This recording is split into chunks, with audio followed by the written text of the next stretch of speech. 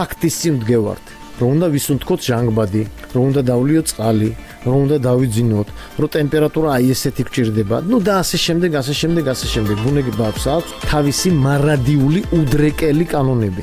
არასდროს არ შეიცვლება ეს კანონები. ამიტომ რომ დაუბრუნდეთ ხო სიზმარი რა არის, ესე იგი ორგანული და ფუნქციონალური აქტივობის ჰოლისტიკური ასახნა. რას ნიშნავს ფუნქციონალური?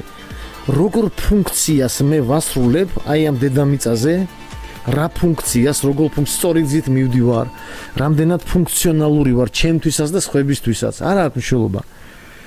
პირად ცხოვრებაზეა ეს ლაპარაკი, ოჯახზეა ლაპარაკი, თვით აქტუალიზაციაზეა ლაპარაკი, პოტენციალზეა ლაპარაკი, სხვასთან დამოკიდებულებაზეა ლაპარაკი, თუ რაზეა ლაპარაკი, არ აქვს მნიშვნელობა. ფუნქციონალურობა. ესე იგი სიზმარი ჰოლისტიკური სიტყვა, ბოდიში მოვედით, ჰოლისტიკური რას ნიშნავს? თლიანად ასახავს, არაფერს არ გამოგიტოვებს. ჰოლისტიკური მთლიანი.